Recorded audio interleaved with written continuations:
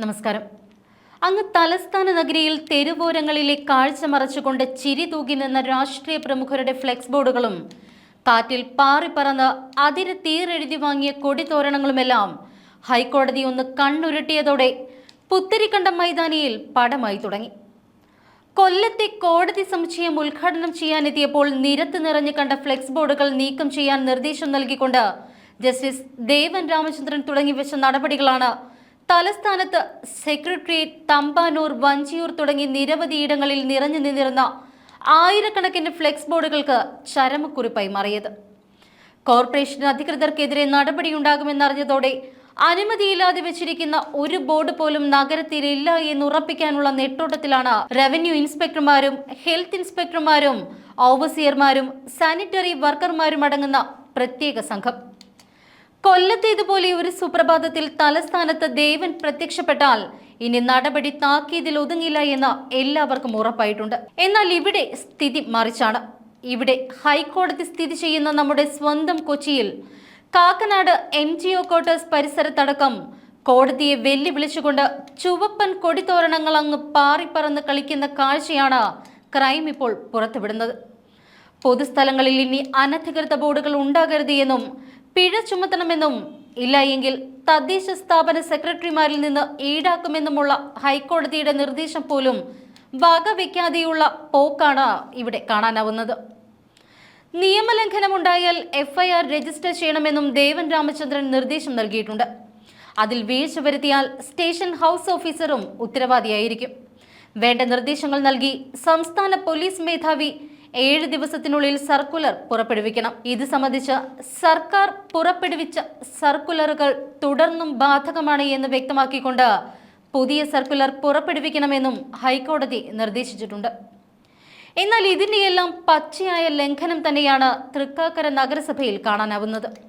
അതായത് MGO quarters മേഖലയിലും open stage പരിസരത്തും പൊതു ഇടങ്ങളിലുമെല്ലാം ഫ്ലെക്സുകളും കൊടിതോരണങ്ങളും കെട്ടുന്നതിന് മൗനാനുവാദം നൽകിയിരിക്കുകയാണ് തൃക്കാക്കര മുനിസിപ്പൽ സെക്രട്ടറി. അനധികൃത തട്ടുകടകൾ മാറ്റുന്നതുമായി ബന്ധപ്പെട്ട് കൗൺസിൽ ഒറ്റക്കെട്ടായി എടുത്ത തീരുമാനം പോലും ധിക്കാരപരമായി നേരിടുന്ന വ്യക്തിയാണ് തൃക്കാക്കര മുനിസിപ്പൽ സെക്രട്ടറി. പൊതുസ്ഥലങ്ങളിൽ ഫ്ലെക്സുകളും കൊടിതോരണങ്ങളും പാടില്ല എന്ന ഹൈക്കോടതിയുടെ വിധിന്യായം നിലനിൽക്കെ തന്നെയാണ് പരസ്യമായ ഈ നിയമലംഘനം.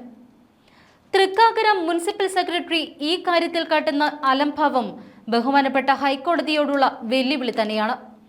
ജില്ലാ ഭരണകൂടത്തിന്റെ കീഴിൽ നടക്കുന്ന ഈ ഹൈക്കോടതി വിധി ലംഘനത്തിന് കളക്ടറുടെയും പങ്കുണ്ടോ എന്നും സംശയിക്കണം.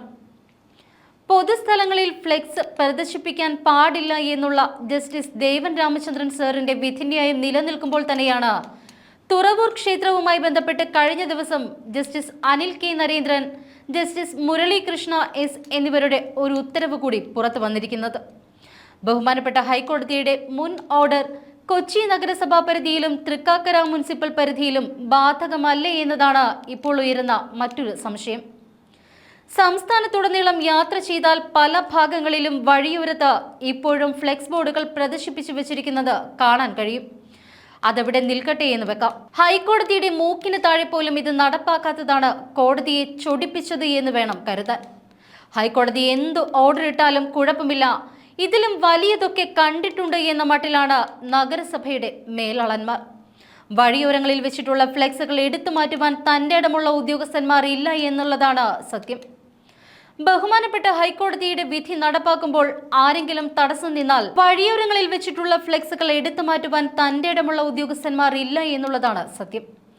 ബഹുമാനപ്പെട്ട ഹൈക്കോടതിയുടെ വിധി നടപ്പാക്കുമ്പോൾ ആരെങ്കിലും തടസ്സം നിന്നാൽ കോടതിയെ അറിയിക്കണമെന്നാണ് പറഞ്ഞിരിക്കുന്നത്. കോടതിയുടെ സംരക്ഷണം ഉണ്ടായിട്ട് പോലും ഈ വിധി നടപ്പാക്കാൻ അധികാരികൾ വൈമുഖ്യം കാട്ടുന്നത് എന്താണ് എന്നാണ് മനസ്സിലാവാത്തത്. വിധി നടപ്പാക്കാൻ ശ്രമിക്കുന്നില്ല എന്ന് പറയാൻ സാധിക്കില്ല. കാരണം ഒരു പ്രഹസനത്തിന്റെ രൂപത്തിൽ കുറച്ച് ബോർഡുകൾ എടുത്തു മാറ്റുകയും അടുത്ത കോടതി സിറ്റിംഗിൽ ബോർഡുകൾ മാറ്റി എന്ന് പറഞ്ഞ് കോടതിയെ കബളിപ്പിക്കുകയും ചെയ്യുന്ന സ്ഥിതി വിശേഷമാണ് കഴിഞ്ഞ കുറച്ച് നാളുകളായി കണ്ടുവരുന്നത്. എന്നാൽ പല നാൾ കള്ളൻ ഒരു നാൾ പിടിയില്ലെന്ന പോലെയായി ഹൈക്കോടതിയുടെ ഈ ഒടുവിലത്തെ തീരുമാനം.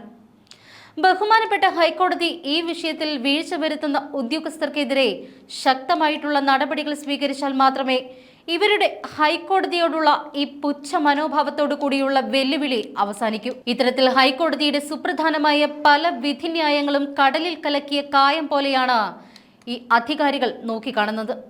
നഗരസഭാ പരിധികളിൽ ഏതൊരു ഗൗരവമുള്ള ഫയലിന്റെയും ഫൈനൽ സിഗ്നേറ്ററി അതോറിറ്റി സെക്രട്ടറിയാണ് എന്നിരിക്കെ നീതിപീഠത്തിന്റെ ഗൗരവമേറിയ പല ഓർഡറുകളും നഗരസഭാ സെക്രട്ടറി കാണുന്നുണ്ടോ എന്ന് പോലും സംശയിക്കേണ്ടിയിരിക്കുന്നു. ഇത്തരം കോടതിയുടെ നിരീക്ഷണങ്ങൾ വേണ്ടുന്ന രീതിയിൽ സെക്രട്ടറിയുടെ ശ്രദ്ധയിൽപ്പെടുത്താത്തത് മൂലമാണ് ഹൈക്കോടതിയുടെ രൂക്ഷ വിമർശനത്തിന് സെക്രട്ടറി കാരണക്കാരനാകുന്നത് എന്ന് വേണം അനുമാനിക്കാൻ. എന്തായാലും ദേവൻ രാമചന്ദ്രൻ സാർ സൂചിപ്പിച്ചതുപോലെ രാഷ്ട്രീയ പാർട്ടികളെ ഭയപ്പാടാണ് എങ്കിൽ അങ്ങനെയുള്ളവർ രാജിവെച്ചു പോകണം. അല്ലാതെ നീതിപീഠത്തെ പോലും അവഹേളിക്കുന്ന നിലപാടുകൾ പൊതുപ്രവർത്തകരുടെ ഭാഗത്തു നിന്നും ഉണ്ടാകുമ്പോൾ ജനം പ്രതികരിക്കുക തന്നെ ചെയ്യും.